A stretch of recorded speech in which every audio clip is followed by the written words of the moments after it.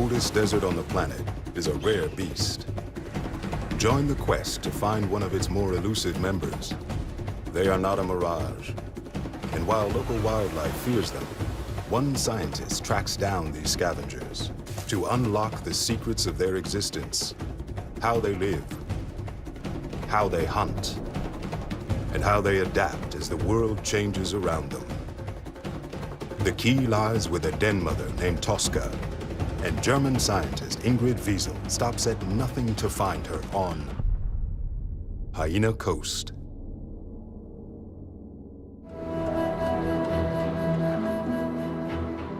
This is the Atlantic coast of Namibia.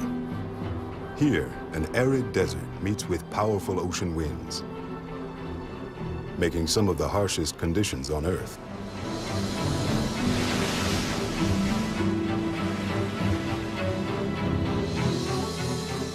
Dubbed the gates of hell by European sailors, and the land God made in anger by resident bushmen. Shipwrecks are proof of the raw power in this deadly habitat. It's in this ferocious landscape the brown hyena reigns.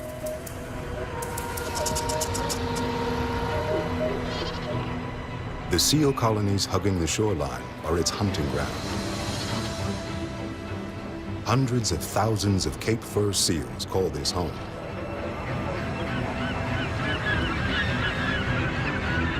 But living here has a steep price. The cost is sacrifice, paid in full to the brown hyena.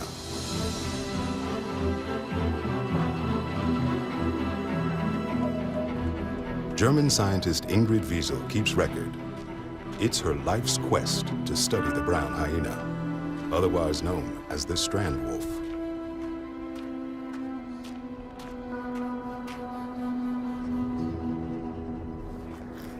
I'm trying to locate one of my female hyenas. Her name is Tosca. I haven't received her signal for a long time, and so I'm a little bit worried, and I'm not really sure what happened to her. She is the main breeding female of one of the clans that I'm studying, so finding her is really important to me.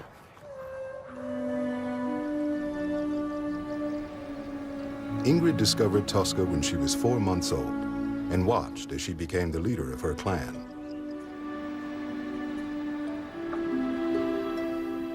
Tosca is an extremely important hyena to me. I've known her for many years, but I've also known her mother, I've known her grandmother.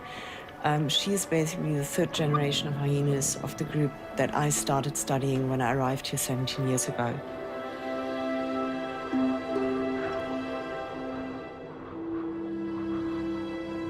The Namib is the world's oldest desert, stretching the entire coast of Namibia, and is home to Ingrid's study. She works out of Luderitz, an old diamond mining town. A remote city off the South Atlantic coast, Luderitz is exposed to powerful sea winds that cut through buildings and boats on its way to the desert on the other side. Ingrid's study will prove a challenge. Harsh desert conditions are just the start. The brown hyena is a desert phantom. But finding one strengthens her resolve. The first brown hyena I saw and laid eyes on in this area, I was in love with them. They were so beautiful and not what I expected. The first hyena family she studies is Tosca's. I followed the movements of her mother and grandmother, and I could see how she inherited all this ancient knowledge that the other two hyenas also inherited. And she really became part of my life and like part of my family too, which makes it just a special connection that I have. Brown hyenas can travel 55 miles in one trip, making them difficult to track. Finding Tosca will prove difficult. Ingrid uses modern technology to follow every step. Tosca and other breeding females wear GPS collars. These collars emit a VHF signal, so I can actually track the animal that is wearing the collar. The collar records specific data of the hyena's movements. But Ingrid needs to be within radio contact to download this essential information. Yeah, one can actually find out a lot about the animal's life and the animal's activity and behavior just by having these collars fitted. I don't even have to see the animal, I don't have to get close to it. It's all done remotely. And the beauty is also we can drop the collar off once the battery expires, so the animal won't have the collar on for the rest of its life. It's just for a couple of years.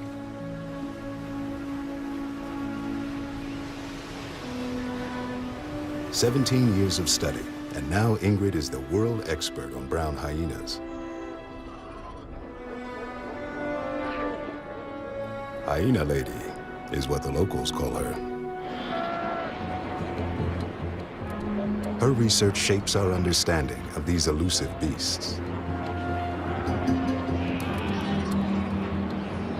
Collar data shows Ingrid's hyenas depend on a healthy seal population. Her search starts there. Originally thought to only scavenge on seal carcasses, Ingrid discovers these animals are true hunters. It's quite amazing what's happening there.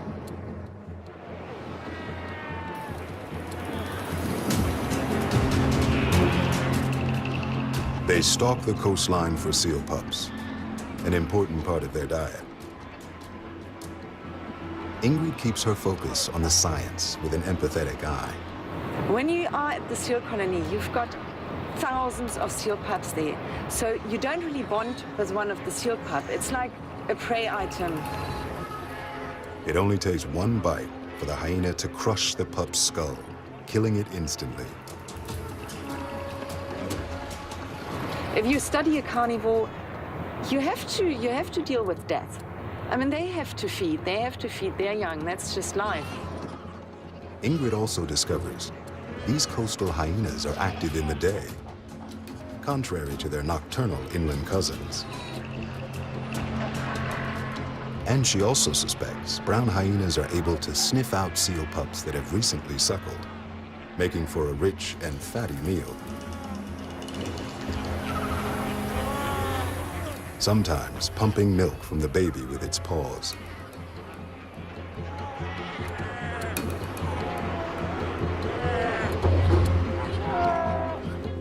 Ingrid watches on, but no sign of Tosca.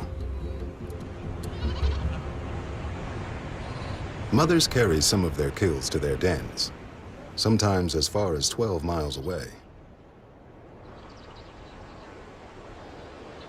The secluded valleys where the dens sit are important to Ingrid's work. It's a meeting place for the clan. It's here where Ingrid hopes to see her favorite subject, Tosca.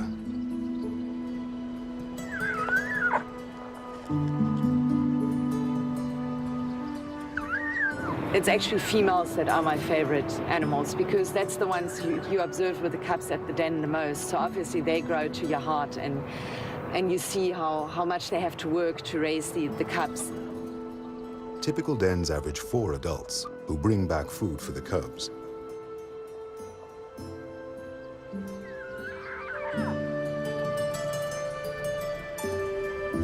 Could this one have brought food back for Tosca? Black-backed jackals squat at this hyena den, aiming to find an easy meal.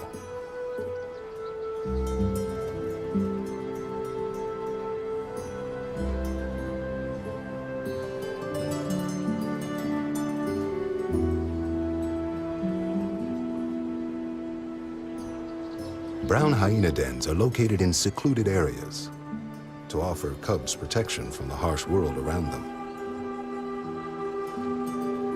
Cubs live here until they're 15 months old.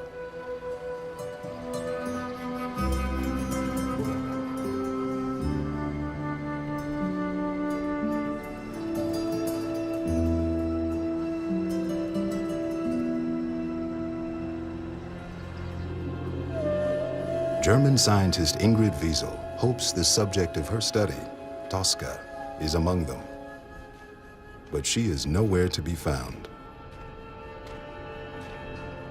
Ingrid continues her search at other known den sites.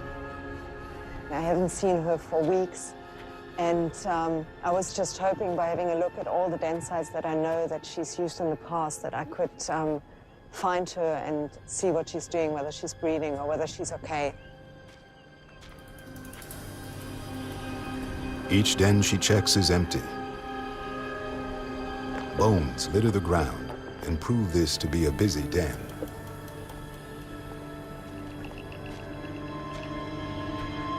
But these bones are old.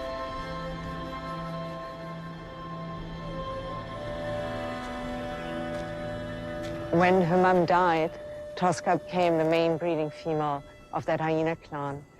And, you know, these females are extremely important to clan structure because it's usually only one female in a group that has got cubs. So for the whole dynamics of the clan, she is important. Ingrid searches all known den sites. No Tosca. Her clan has abandoned their home range, begging the question, why? Tosca is a really special hyena to me. You know, I've got this special bond to her, and although I know she doesn't really have a bond to me, quite naturally, she'd probably rather be left alone. But I know, you know, I hope, or I believe that she would recognize me and that she actually knows who I am, and whatever I'm trying to do here, it's actually for the greater good of these animals to survive in this area. Ingrid grinds on, trying to answer where Tosca's clan has gone and why they left. What do these great survivors know that she does not?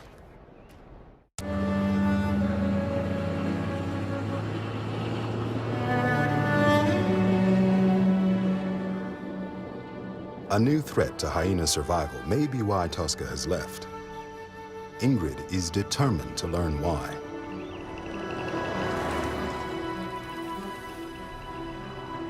She travels to the beaches of Van Rienen Bay, where Tosca has been known to hunt.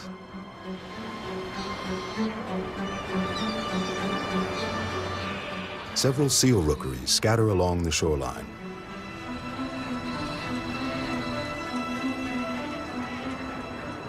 Ingrid treks to her observation post at the top of the cliffs north of the beach. She finds only jackals. There are quite a lot of jackals there today.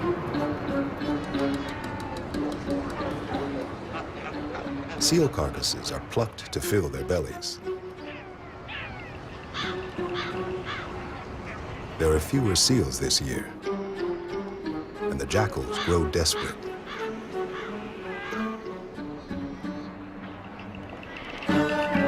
A few try to take down a large seal pup. The pup remains close to its mother.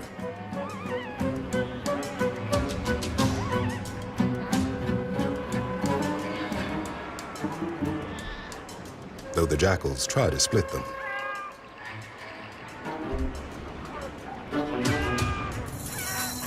They succeed. The pup runs to the water for protection.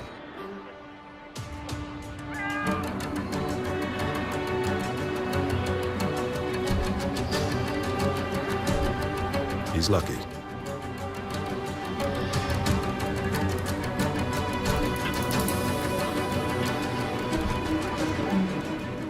Down the beach, another pup is under attack. He's outnumbered.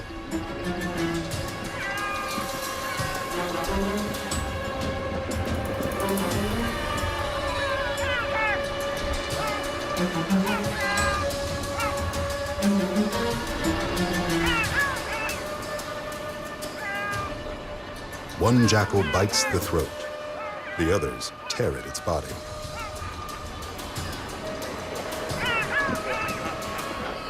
The 4 jackals have won. Others try to claim their prize.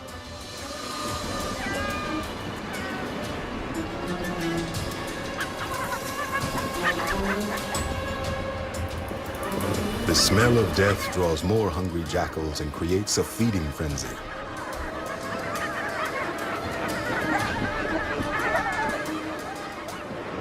Quite amazing. It's a huge group of jackals just ripping this pup apart.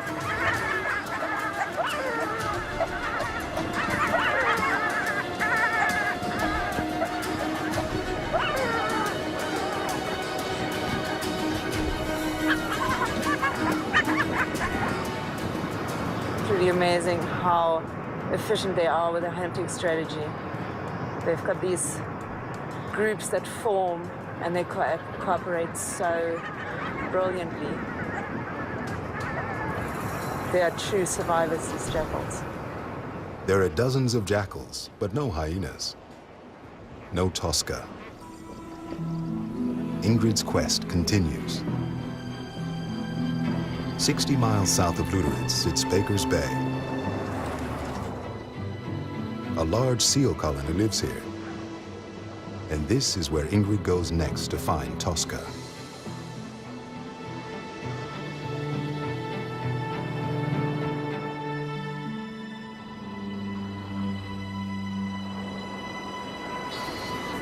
More than 20,000 seals are found here during summer breeding.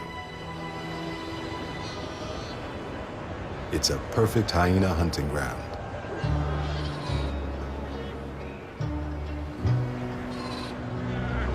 Ingrid catches sight of an injured hyena in the distance. Oh my God, this is amazing. This is a very old friend of mine. I can't believe this, but it's a hyena called Halenge.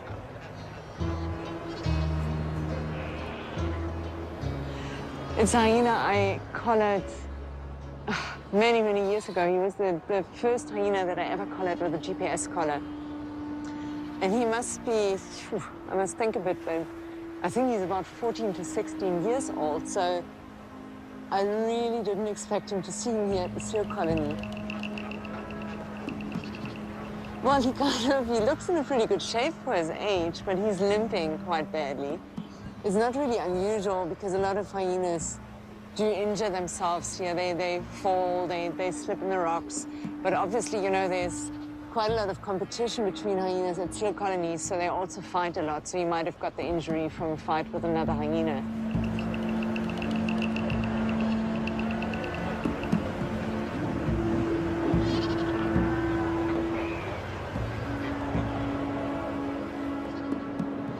He's out there at the colony, maybe to kill seals.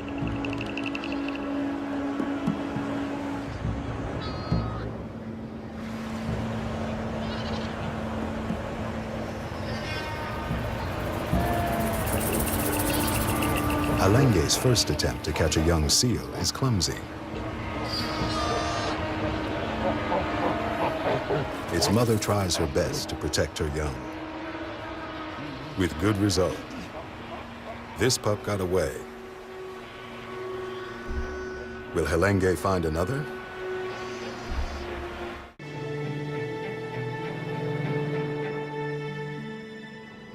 At Baker's Bay, Halenge, the first hyena Ingrid tagged, is on the hunt for food. And there he goes. There we go. Halenge proves he's a survivor. Wow, he still knows how to hunt. This is incredible. Few predators kill prey as fast as the brown hyena. This is what a successful hyena. To survive in the wild for all these years, it's amazing. Halenge takes aim on a second pup.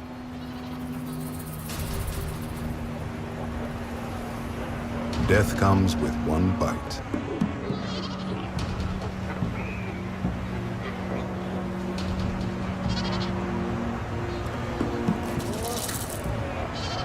Halenge is on a killing spree.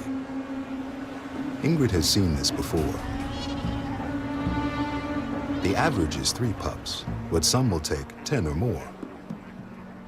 Ingrid believes one hyena may have taken close to 100. Since the prey is abundant, the hyena's hunting instinct stays at peak. Ingrid calls this an overstimulus situation. Baker's Bay remains a hotspot for hyenas, but there's no sign of Tosca. Ingrid thinks the falling seal population may be the cause. Over the past 10 years, I've been seeing that the population size of the seal colonies has been decreasing. The hyenas might have to go further inland to find enough food for their survival.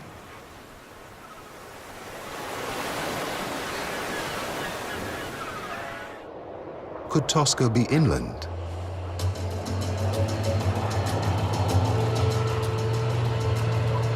Tosca may be with another of Ingrid's collared females, named Obelixa. So she drives south across the desert to the ghost town of Elizabeth Bay. I haven't received her signal for quite a long time now, so I'm a little bit worried what's happened to her. And I want to see if I can find her today, just to see whether she's all right, and also to see if the collar is still working. Abandoned in 1948, Elizabeth Bay is a shadow of its former self. So it's absolutely amazing to think that 100 years ago people were living here, and now suddenly the hyenas have made the houses their home, and nature has taken over this place again in a quite unique way. Colonial Germans built the town in 1908. 40 years later, the desert began to tear it down.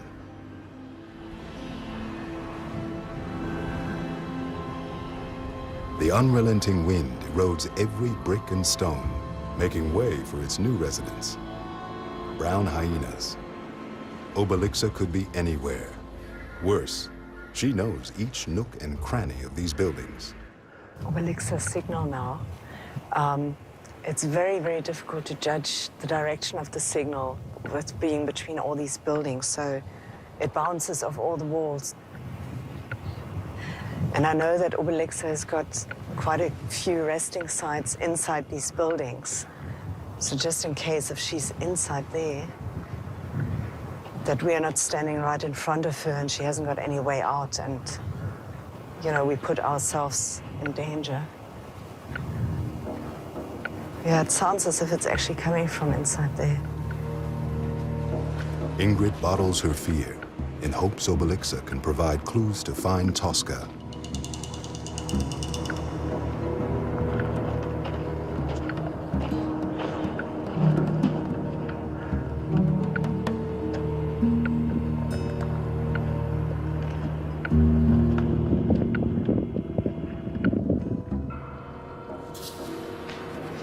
I can get a signal from everywhere, but Obelixa likes to rest in these ruins, so I know of a very, very nice resting site here.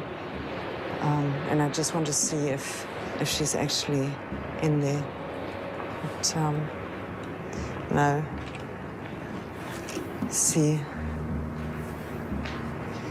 this is the resting site over there, and you can still see all her footprints. They're relatively fresh. So maybe she's been here yesterday. Okay, just have a look in the other houses if we can find her.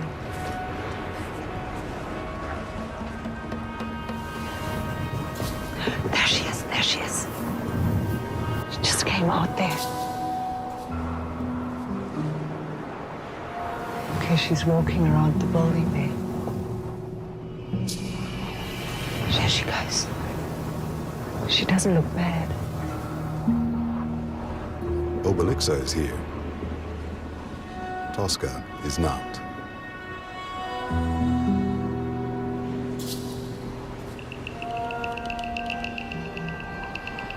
I can't get a good enough view on Obelixa now to really judge her condition, but you know, what's clear to me is that the collar is not working properly. So what I'm going to do is I'm going to try to capture her to replace the collar. The data in Obelixa's broken collar may hold the key to finding Tosca. Night falls on Elizabeth Bay as Ingrid preps to retrieve a collar on a rogue brown hyena named Obelixa. Hartmut Winterbach, a wildlife vet, joins her. He readies a tranquilizer dart to knock Obelixa out to swap the old color for a new one. Hartmut and Ingrid have done this before. They use the cover of darkness to take the shot. Brown hyenas are very shy animals. We can't use any white light as we won't disturb them. So we have to make use of technologies such as infrared technologies and night vision to be able to observe them.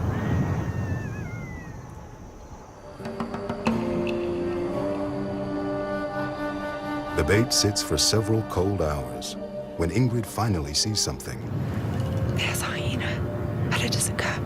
It's quite small, I think. I would think it's about 9 months old. It could be one of Obelix's cubs. That's amazing. There are 2 hyenas in the bait. There. I think there's Obelixa. Yeah, I can see the koala. It's Obelixa. She's chasing the jackal from the bait. Oh, fantastic. We have to be very, very quiet now not to disturb her.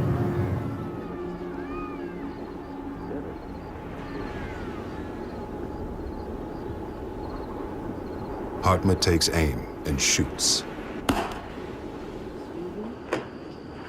Obelixa doesn't make it far before she falls victim to the drug. She is asleep within 10 minutes.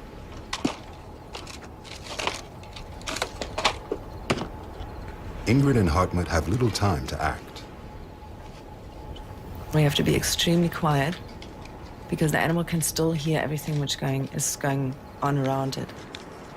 But it can't react to it, so it will get quite nervous and upset. Ingrid replaces the collar, while Hartmut conducts a full examination.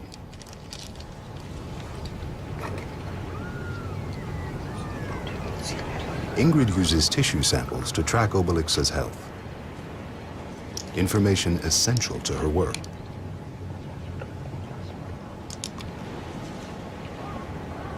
They inject the antidote. In just a few minutes, Obelixa will wake.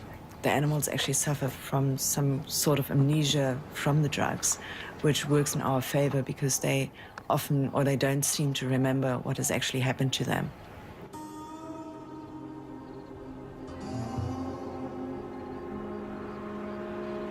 At first, she's unsteady, but within the hour, she'll be fine.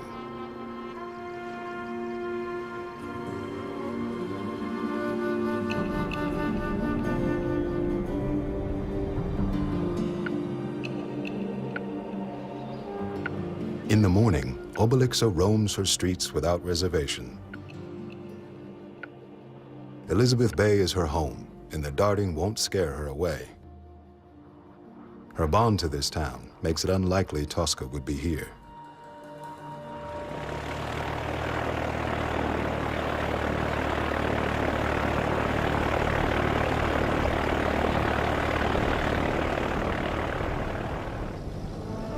Now, Ingrid takes to the sky to continue the search.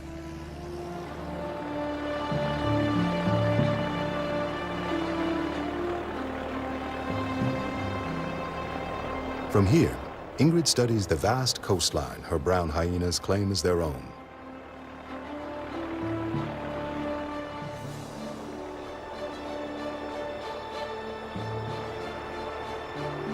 Ingrid shifts the search to Atlas Bay, just south of Luderitz, where she knows of a large seal colony. I think I hear a very faint signal now. Oh, that's brilliant. Okay. She's found Tosca's signal.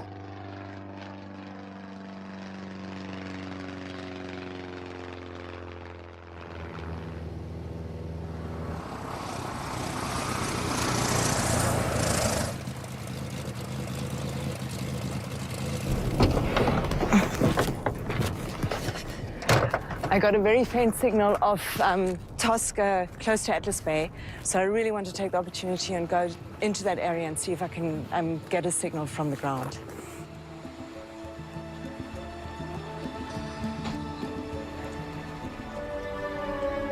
Ingrid heads to an old unused den in the hills near Atlas Bay. I just don't have any idea which hyenas could be here. It could be Tosca, which would be amazing.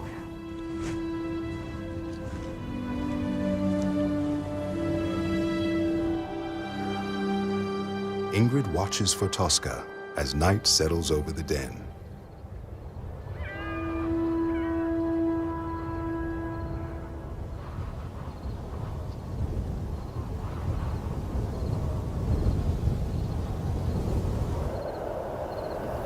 Well, there are some hyenas that arrived. It is very difficult to see now, but it looks as if there are 2 subadults, and there's definitely one adult around there, but I can't see who it is. You know, the only thing I can do is I have to set up a camera trap close to the den to actually get images of these hyenas to be able to identify them. But it's fantastic, the den is active.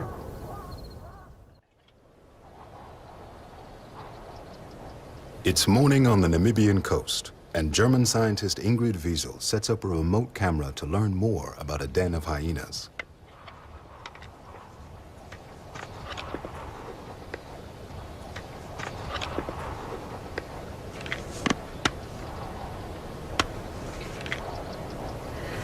So the way these camera traps work is that they've got an infrared sensor which emits a beam, and if an animal walks through this beam and the beam is broken, then the camera automatically takes a photograph. We've basically set this camera trap now to record videos. So I'm going to leave that here now overnight, and then I'll check tomorrow morning.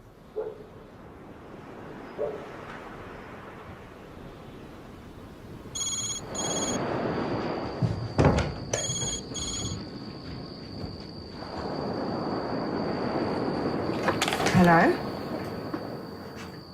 Oh, no, not another one.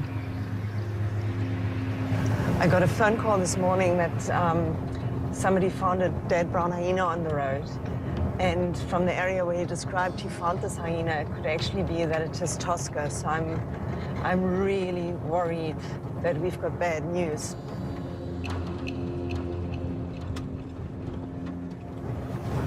Oh, there, I can see the hyena. It's on the side of the road. There is no collar on the hyena. Has Tosca removed hers? So it could be Tosca. So the first thing I do just to quickly check is whether it's a male or a female. And it is a male. So it can't be Tosca, which is really good. It might sound a bit stupid, but I'm always relieved when, you know, it is a male, as bad as it is to have a roadkill. But if it's a female, there's always the chance that this animal was lactating and that basically then the cubs are without a mum and might not make it, or even that the animal is pregnant. These hyenas, they've already got such a tough life out here in the desert, trying to survive, finding enough food, raising their cubs. And it's always so sad to see that actually, you know, still the humans are the biggest threat to even these elusive animals which live in such a, like, pristine area.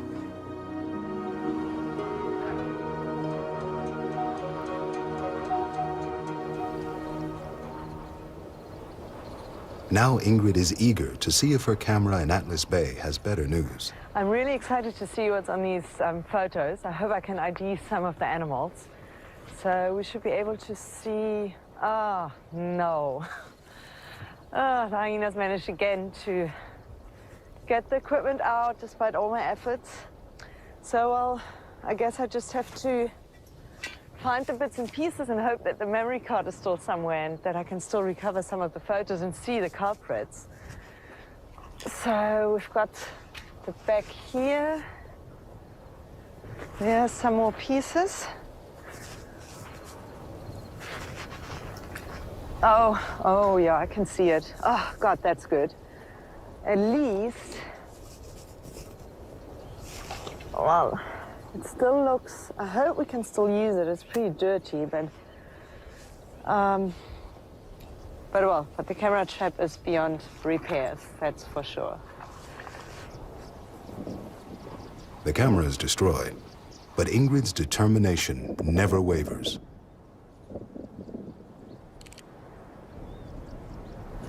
I'm just going to open a couple and see whether we've got hyenas on there.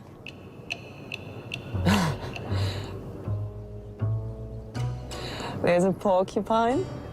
So this porcupine just came out of the one entrance there. There's an animal coming. What is this? Oh no, it's a jackal. Shame. I thought maybe it's the mother. Just open another one. Have a look what's on there.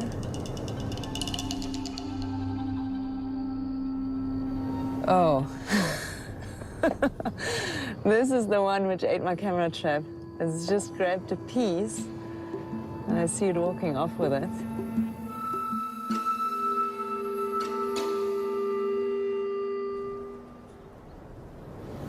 And I can't really make out any identification. There we go, he's coming back. And that's it. I think this is when the camera trap was destroyed. Well, we know the animals are there, but I'm going to go back and set up another camera trap, but this time I'll make another plan and I'll try to set it up in a way that they can't destroy it at all. But this is really good news. I'm so excited. Ingrid goes home and returns with sturdier equipment. I'm right at the den now. The entrance is just a couple of meters away from me. And now I've just put it very high up so the animals actually can't reach it from the ground. And I hope this one is going to work now. Ingrid now waits to see if her quest for Tosca is over. As Ingrid waits to see if her remote camera catches the main subject of her brown hyena study, she aims to answer another burning question. Why has Tosca's clan abandoned their home? The answer may be in the seal colony they used to prey upon. On this beach, you usually find marine carrion washed up. And I just want to see, oh, this is weird. God, I haven't seen this before. I'm quite concerned. There are actually hundreds of dead seals on this beach. This is incredible.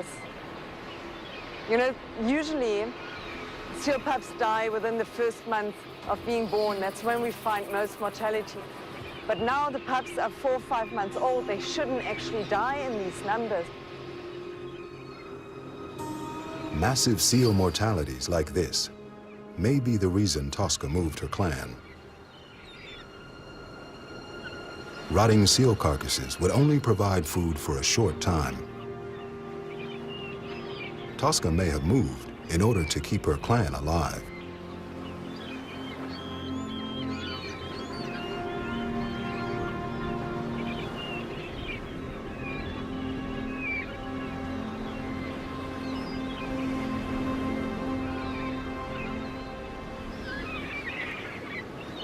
I'll just take some samples and I'll talk to the marine biologist today and we'll see if we can find out what this caused. By the time Ingrid gets back to Luderitz, she has a possible answer. The marine biologist here in Namibia, they're talking about a neurotoxin called domoic acid, which is produced by algae. Domoic acid attacks the brains of mammals and has been known to kill. It comes from the algae blooms, like red tide. Outbreaks can occur when cold ocean waters warm. I just think that the marine biologist might be right and that we've got a problem at hand here. Warmer ocean waters support fewer fish. Fewer fish mean fewer seals. And fewer seals mean less food for Namibia's coastal hyenas. Ingrid treks back to Atlas Bay to see if Tosca has fallen victim to the food shortage. The camera is unharmed, and Ingrid is eager to reveal the findings.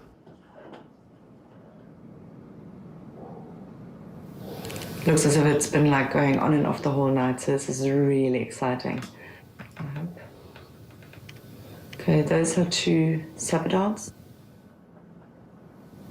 Just in front of the entrance. Lots of jackals, 4 jackals chasing each other, going to the den entrance. No, there's nothing on there. It's so often the case. There is an adult. Oh my God, this is unbelievable. She's got a collar, so I think, oh yeah, I can see her clearly now on the next video. That's Tosca. I can't believe it, she's there. Oh God, it's so amazing to see her again. Now she's digging at the entrance. Maybe she's planning to use it or just opening the entrance wider.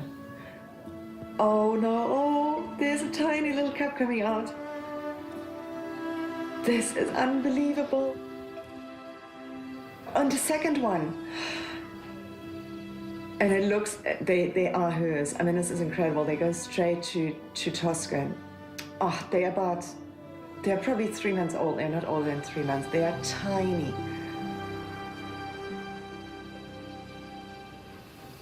Oh, this is amazing. She's lying down. They're probably going to nurse just now. Yeah, she's lifting her leg. You can see that the 2 cubs are still, the 1 cub is already nursing, but the other one is still investigating, and it could actually be one of the first times that they come out of the den, because brown hyenas use natal dens, which are relatively small, and the cubs stay inside, so the mum basically just goes to the den, nurses them, but they don't come out. And then only later she moves them to a communal den where they start coming out and socializing with all the other animals. Ingrid's quest to find Tosca is over. But Tosca's journey is just beginning.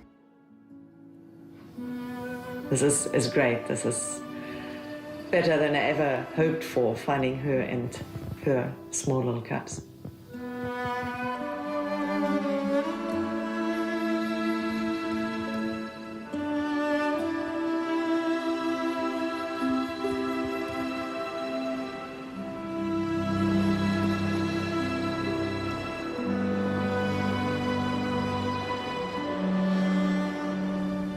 Two months pass, and Tosca's cubs continue to grow.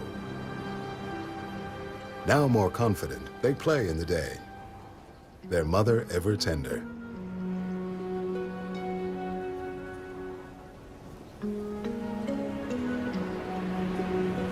Tosca remains Ingrid's favorite. It's why she worked so hard to find her.